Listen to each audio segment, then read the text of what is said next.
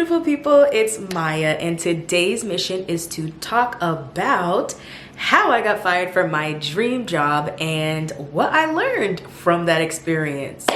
Now, I sound very happy and jolly now, but when that happened to me in 2023, after I graduated from college, I was distraught. The main point that I want to make today is that you cannot put your self-worth into your career or into your achievements. You cannot get self-validation from your grades. I'm speaking to you college students who are those high achieving college students, or maybe you're someone that was always involved and you're just so used to always being successful with everything, but you never take the time to separate yourself from your achievements. Okay. I graduated college in 2022. I have my bachelor's of science in business administration with a concentration in economics. The goal was always to get a job in finance. Another important thing to note while I share this story is that I am the daughter of Caribbean immigrants, specifically Trinidad. So if it seems like I'm being dramatic, you'll understand why I took so much of this personally. If you are the child of immigrants, then you understand the pressure that you already put on yourself through day-to-day life. You want to achieve more. You want to make your parents proud. You want to make your family proud. You want to make sure that your parents know that their sacrifices were worth it and that their sacrifices did not go unnoticed. So it tends to make you put a lot of pressure on yourself. So while I was getting my undergraduate degree, I was heavily involved in several organizations. A lot of them were tailored specifically towards financial literacy, entrepreneurship, leadership skills. You know, I did a pitch competition before where I got to go to Texas, and it was basically like a hackathon. Like, I'm just bringing up a few of the things that I did. I made myself very proud. I even had a few students that were only like a year or two younger than me, and I mentored them. And I just felt like I had a lot of purpose in college. I went through a lot personally, but no one else would really know. I also had a lot of people that were looking out for me, a lot of mentors that were guiding me as far as what jobs I should apply for, what type of full-time roles I should be looking for. And I was super excited. I'm like, okay, this is gonna be easy. I had an internship in Detroit and I had a lot of connections, and I really felt like I had a lot of options as far as landing a full-time role directly after college. But here's the thing, never stay comfortable, always be prepared for the unexpected, and that is something that I was not ready for. I did apply for a few jobs. I didn't get it because they were saying experience. They didn't want someone fresh out of college. And I had the opportunity to reapply to the place that I interned at, but I wasn't really feeling it. And I remember I just kept applying to places and I was starting to get discouraged. And at this point I was like, you know what, I'm about to graduate. I'm just gonna have to figure it out later. So one of the mentors that I had sent me a link to a rotational program for a very well-known wealth management company. And in that rotational program, you basically train and get your licenses for 2 years as a financial analyst, and then you work your way up to becoming a financial advisor. And I was just like, oh my gosh, this is exactly what I wanted. Like, do you know how amazing it would be to get this job? But of course, as I read through the description, I was like, oh, I don't know if they would, I don't know if they would take me, and like, I don't know if this is something I could get. And I think what was really stopping me was the fact that it was such a well-known wealth management company. I was like, oh my gosh, this is such a great opportunity. But what really drew me to it was the fact that it was a rotational program. They're more likely to gravitate towards someone that is coming directly out of college. That way they can mold them and shape them to how they want them to be. As soon as I saw that, I got my resume ready. I sent in my application and I didn't hear anything for a week. So I was like, okay. Didn't hear anything for another week. So I actually went and found the recruiter and I directly emailed her, and I also direct messaged her on LinkedIn. Didn't hear anything. At this point, it was time for graduation, and I was like, you know what? You're not supposed to put all your eggs in one basket, but I really want this job, but I'm also not feeling anything else. I'm not feeling like I want to apply for a different position because I really, really want this job. So graduation came. I didn't have any roles lined up, but I was like, you know what? It's okay. At that point, I packed everything. I moved back home to Arizona with my parents, and I was like, you know what? I'll figure this out after. But I knew that I wanted to stay on the East Coast because I went to college in the East Coast, and I just love that area a lot more. So after a few weeks went by, I get a phone call, and it's a phone number in New York. And I'm like, who's calling me in New York? I kid you not, guys. The recruiter called me and she said, hi, is this Maya?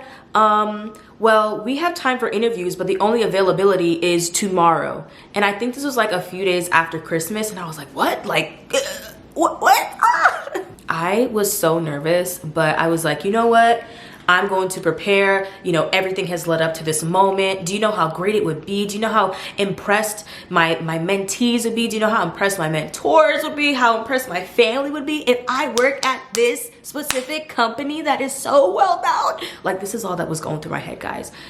Like, just listen to how I'm telling the story. I was so excited about what other people were going to think of me if I got this job. I was more focused on what other people would think of me if I got this job. Like, I was putting all my eggs in one basket. I was also thinking the entire time, like, how much that would validate my self-worth, how much it would make me feel, you know, to know that I accomplished something that I genuinely wanted, and something that also scared the heck out of me, because I was like, okay, I did study finance, I did study economics, but this is like real deal. And also to mention, this job was in Washington, D.C. So I just felt like, oh my gosh, like, this is so scary. I don't really know DC like that. I'll be working in downtown DC. Like, is this something I really want to do? And on top of that, I really wanted to move out of my parents' house and have my own apartment.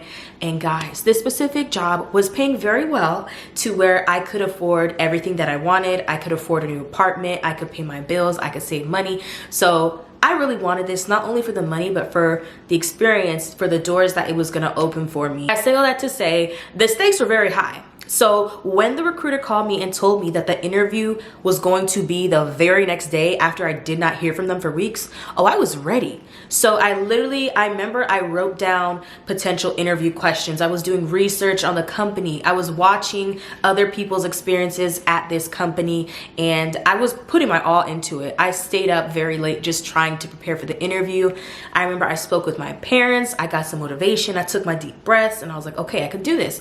The great thing was, because I was in Arizona, I was able to do a phone interview and a Zoom interview. The phone interview went really well. I swear every question the recruiter asked me, I was on it like that. I knew exactly what to say. I didn't hesitate. I sold myself well. I was like, okay, I ate that interview. I ate that interview up. So the next day they called me and told me that I made it to the second round of interviews. I was more nervous because they informed me that the manager was going to be in this interview. So I was like, oh my gosh, multiple people asking me questions. Like, what are they gonna ask me? I was so nervous. So the next day, I remember I put on my blazer. It was a Zoom interview, but I was like, you know what? Dressed to impress.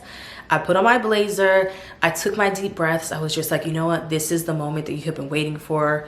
Like I said, I was taking this very serious. If you think about me now, a few years later, now understand that a job is a job and you shouldn't put your self-worth into it. But anyways, so I get to the interview, did the same thing I did for the first interview, where I went over potential interview questions, and I would go in the mirror and basically quiz myself. How can I sell myself? How can I showcase how bad I want this job? How can I showcase my skills? How can I translate everything that happened in undergrad, all the things that I accomplished? How can I show that in this interview? When I tell you guys, I told them my story about the things that have happened in my life and why I want to work in finance, and it went so well. Like, that was probably one of those moments in my life where I was like, oh my gosh, like, you really did that. And I remember the recruiter was like, wow, Maya, like, I'm so moved by your story. Like, this is definitely an industry that you belong in, and these are the type of people that we want to be working with our clients. And you know, and it was great. I just felt so accomplished. So it was such a great feeling. I remember telling my parents, I think I did really well in that interview. Like, I'm pretty sure I got that job. Guys, the next day, I get a phone call And the recruiter says, "Congratulations, Maya. You got the job! You got the job!" I was so excited. Again, this was such an important time in my life. I was like, everything that I worked for, even not having my job lined up directly after college, I made that happen. And even though it came like 10 days after I graduated, everything happened for a reason. So from there, you know, they gave my verbal offer, then they emailed me my offer letter. When I saw that salary, I was like, hallelujah, hallelujah. I was so excited to learn about the benefits and everything. Just seeing that I was going to be working for one of the top wealth management firms in the world and make great money and be in a great program. I was so excited. I was so excited. So the very next day after I got everything finalized and I accepted the offer, I had 6 months until the job actually started. So that was the only thing. So with my free time, I just started working at the job that I used to work at in high school. So luckily I still had that connection there. I worked there, I saved money, I got to travel with my sister, my nephew, and I had a great time. Got to spend more time with my childhood friends in my hometown in Arizona. So it was a good time, and each day I was mentally preparing for this job. So the closer I got to the job, the more I had a lot of self-doubt. The more I was like, are they sure they want to give this job to me? Am I ready for this job? Also thinking about the fact that I would be living alone in an apartment, like I've never done that before. And it was a lot, but I can't even describe how people were so happy to celebrate me. Like my mentors, my parents, my siblings, like everybody, my friends, my family, everybody.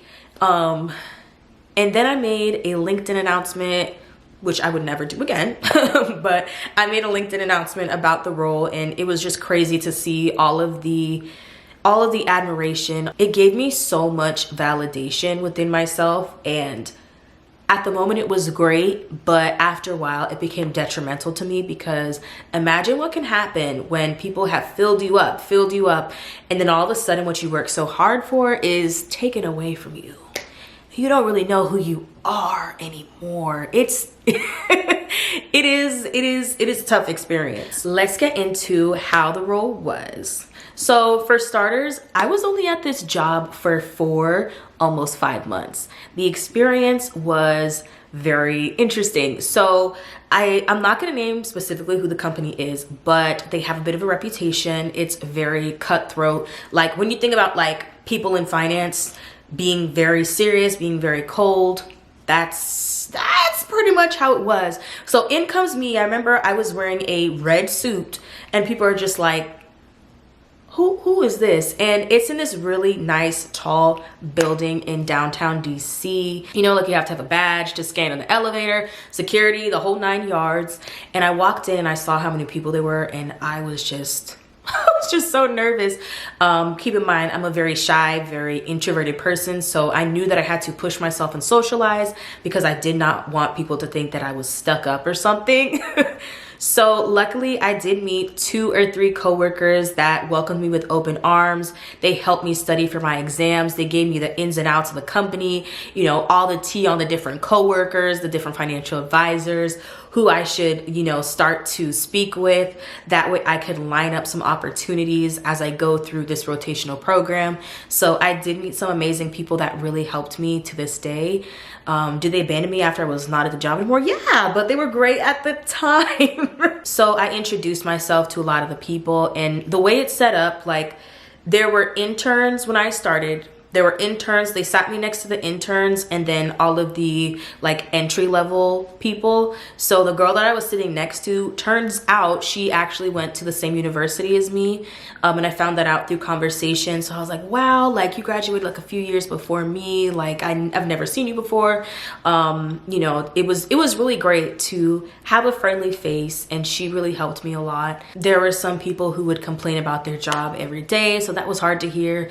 I saw how a lot of financial advisors really worked themselves to death. Like they worked themselves to death, long hours, just dealing with so many things, so many clients, having to meet up places with clients. Like, it was a lot. It kind of gave me an idea of what it would be like to be a financial advisor. And the longer I was there, the more I was like, I don't think that's for me. There was even a moment where I saw a group of financial advisors basically kick out one of the other advisors because he wasn't extroverted enough. And that was like, ugh, to me, because I am I am not a super extroverted person. So working in investment banking was a lot, but another great thing about it is that I met some people that were willing to mentor me. You know, some of them would take me out for coffee, give me the ins and outs. I would ask them what were their strategies when it came to studying for their exams and stuff like that, how long it took them to get there, just giving me good advice. So it was valuable. The time that I was there was very valuable, and shout out to my manager because he was amazing. He walked me through everything. He made sure that any questions I had were addressed. And he was also very motivational. He also shared his story about how he failed certain exams, but he made it through. But, you know, there'd be some days I come in, I say hi to people, they don't say anything. They look at me like, what is this girl doing here? Some people thought I was an intern. Like, no, baby, I was the financial analyst. So, but anyways, this is how I got fired. So if you're familiar with the financial industry, you do have to take certain exams to do certain things. They give you certain materials. There were other people that were also in the rotational program, but they were in different states. So no one was there with me in person, but I did have, you know, at least somewhat of a community with people across the country. They gave us a tutor. So really what I did at this job for the first few months was study for exams. This is an example of one of the books that I had to read. Cover to cover, guys. Cover to cover. I read these books. I read these, I think I read them twice. But here's the funny thing. Guys, I did not even pass the first exam. The introductory exam. And this is the crazy thing. This is how everything happened. I did not think it was difficult. When I tell you I put my time aside to study, I was studying at work, I was studying after work, I was watching videos on YouTube, I was using flashcards, I was using all the programs, all the tools they gave me, and I felt like I was truly understanding what was being fed to me. We would take practice exams, I was passing the practice exams, I was feeling confident.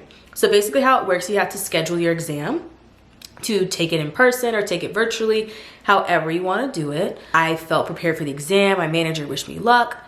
I went to take the exam. I got a 66%. You know what you needed to pass? A 70. I was so distraught. I was so upset. I'm pretty sure I cried in the bathroom because one thing they did mention in this rotational program is that in order to stay in the program, you have to pass all of your licensing exams. And they only give you 2 tries. 2 tries, guys. So I was like, you know what? I'm going to study harder. I'm going to put in the work. So my manager was letting me know, you know, his success story about how he failed his exam the first and second time, but then switched which program he was using, because there are several programs that you can use for these licensing exams. And it was like almost embarrassing because I had a lot of pressure on myself. I just got a little bit too excited to be like, hey, I'm working for this company. I'm doing this, I'm doing that. Look at this view outside, but was not focusing enough on what I was there for.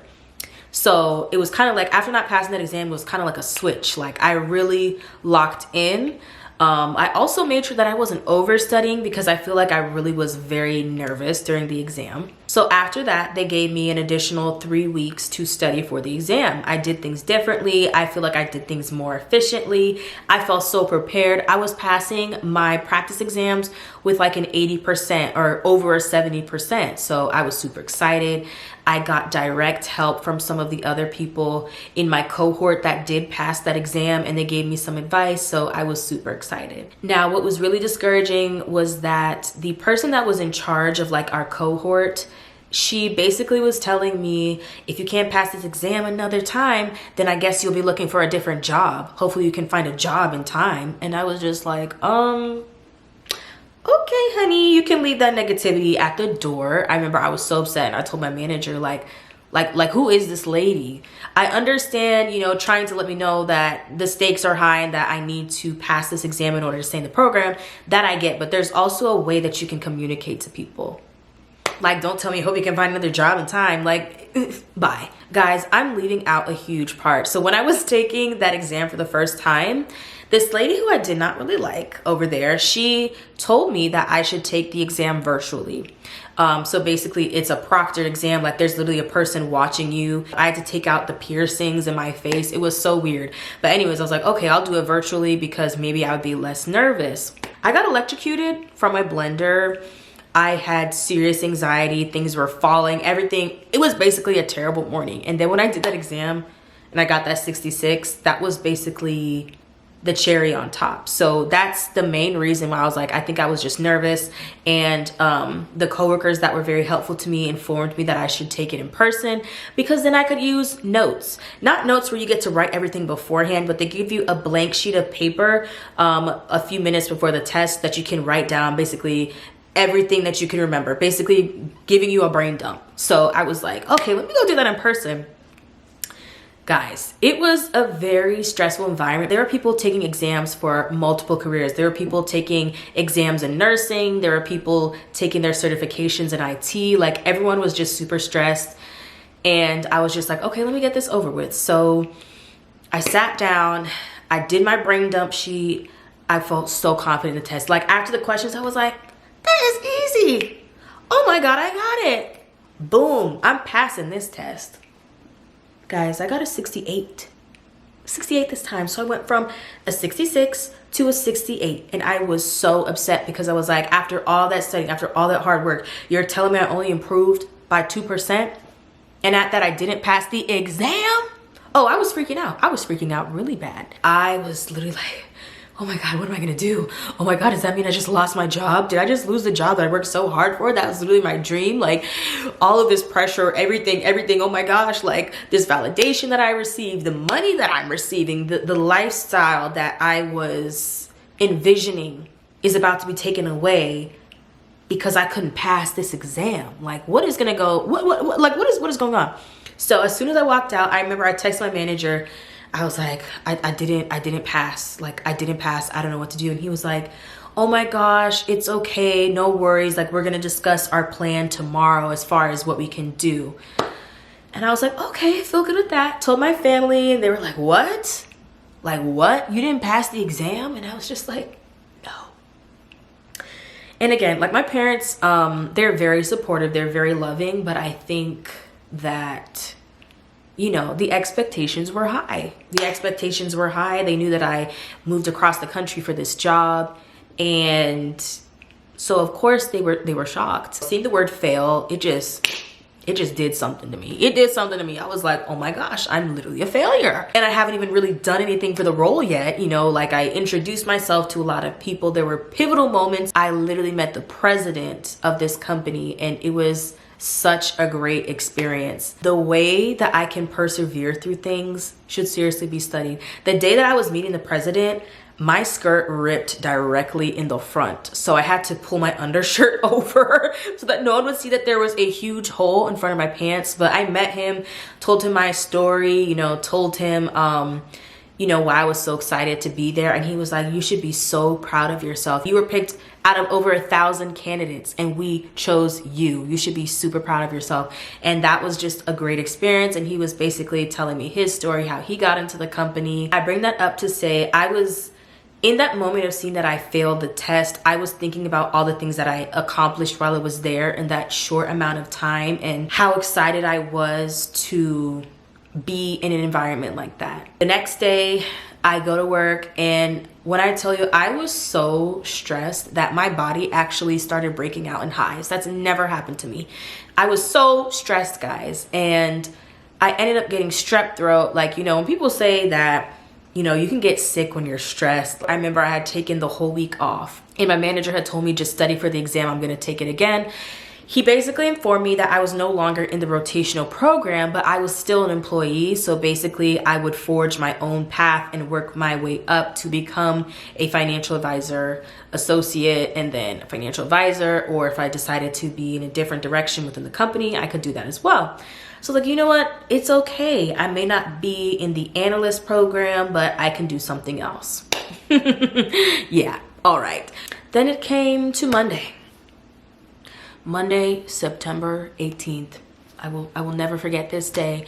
So I come to work, everyone's like, hey Maya, and by everyone I mean like the 2 coworkers that actually cared about me. Like, oh my gosh, like welcome back, let's get back to the studying, blah blah blah. That whole day I was at work. Then randomly I see a meeting with my managers added to my calendar at 3 p.m. at 3 p.m. at that. My manager's like, hey Maya, can you come to my office? I'm like, yeah, okay. Come in his office.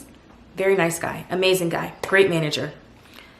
But I could tell that something was off. He was very nervous. He was beet red, and he was like, Maya, I don't know how to tell you this, but unfortunately today's your last day. I'm sorry, what? After I was out sick for an entire week, they could have just told me, hey Maya, don't come back. Ship your laptop back. No, they waited until I came back in person. At the end of the day at that, to say that I was being let go. Now he used the word like being let go or being laid off. I was fired. I mean, it is what it is. Fired sounds really harsh, but I mean, that's what it was. I wasn't given any type of time in between everything to process. I wasn't even given like, hey, you gotta leave at the end of the week. You gotta leave at this, like, it was just like, today's your last day. And I think I was in so much shock that I literally just didn't know what to say. I was like, oh, really? And he basically was like, you know, because we're no longer participating in the program and the company is going through budget cuts and worldwide layoffs, we just can't afford to keep you here since you don't have a title. I remember I was just like, trying to hold in my tears, and I basically thanked him, and he was like, Maya, like, you're so talented, you're very intelligent, blah blah blah, please feel free to use me as a reference when you apply for other jobs. I was so humiliated. So he literally escorted me out. He made me pack up my laptop, my badge, basically clean up my entire office desk in front of everybody. It was so humiliating. And he's just like, again, I'm so sorry, Maya. I'm so sorry, Maya. I really tried to fight for you. And I understand, but this is why I was upset, guys. After I didn't pass the exam, my manager was telling me that there was another position opened. And I remember they had added things. They started adding things to my calendar already, you know, that were in line with this position. So I was like, oh, I'm good. They're adding me to all these different things that I'll be doing. But no. So my manager basically said that he fought for me. He fought for me to get that position, but it just didn't work out. So he escorted me to the elevator, and I remember I was so embarrassed. I didn't even say bye to the coworkers that I was close with. I literally I was in the elevator in silence with my manager, walked downstairs, security was like, hey Maya. Had no idea what was going on. And my manager was like, good luck to you. And I was like, thank you. And I walked away. I went to my favorite coffee shop. Like, I felt like I lost myself. 100%. 100%. I lost myself. I remember I went to the coffee shop that I go to every morning. Like, it got to the point that the people saw me all the time, that they would give me free coffee. They'd give me a free breakfast sandwich. Like, I felt like I was that girl. I felt like I was that girl. And I remember I went home. I called my dad, and I was speechless. And he was speechless too. I was processing everything, and at first my brain was like, oh, I don't have to wake up early, because one thing about me, I hate waking up early. I was like, I could sleep in, I could do this and that, like, don't worry, I'm gonna get another job. Little did I know, I was unemployed for 6 months. Now, if you're a college student and you graduated and you've been looking for jobs, just know that you're not alone. It took me 6 months to find another job. After doing several interviews, after working with recruiters, I absolutely spiraled. I became so depressed. I could not sleep. I started to become nocturnal. I was just staying up all night and then falling asleep at like 8 in the morning. And then waking up and it would be nighttime, and it was like that for months. If it weren't for my friends, I would not have made it through that time. What really hurt is that I had family members that literally told me that I was a failure. I had family members that were basically saying like, how are you not getting a job? Like, are you not applying for jobs? You need to do this, you need to do that. You know, like old school way of thinking where they think we could just walk up to someone and give them your paper resume and that's automatically gonna get you in the door. Like, no, that's not how it works. Not only is the job market not very amazing, there was a lot of jobs that I applied to and had an interview to, and it turned out to be a scam. Not only did I apply for financial positions, I applied for marketing positions, jobs within business. I tried to do administrative roles. I applied for a lot of things, and it got to the point where I was like, I'm on LinkedIn, I'm on Indeed, I'm on all of these remote job things, I'm on YouTube looking for different jobs, and it was just exhausting. It was really hard. The fact that I internalized, you know, the negative things that I was hearing, it messed up my mental health like badly. And a lot of people didn't know that, but I literally made video diaries just whenever I was feeling so in the dark.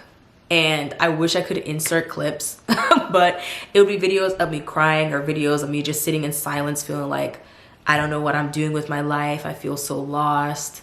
And it may sound like I'm being dramatic, but imagine that you worked really hard for a job that you thought at the time was your dream job, and then it's taken away from you simply because you couldn't pass an exam. And obviously, I get it. You need to be licensed. You're dealing with people's money, people's investment money. So it's very important to be licensed. I just didn't think that I'll be let go like that. Like, I already had my plan. Like, I'm gonna work my way up. I'm gonna, you know, get mentorship from this person and really pitch myself to people. I didn't even get to do that. So it was a humbling experience. And I think that the biggest thing that I learned is that, one, you are expendable.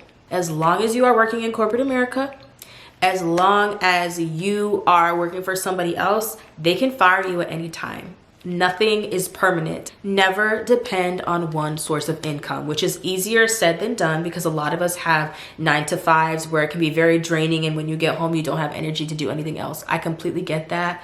But the hard pill to swallow is that if you were to lose your job today, would you continue living paycheck to paycheck, or do you have a backup plan? At the time, I did not have a backup plan, and I had a rent to pay. I had bills to pay. To this day, I actually just now finished paying off my credit card that I had to use when all of this happened.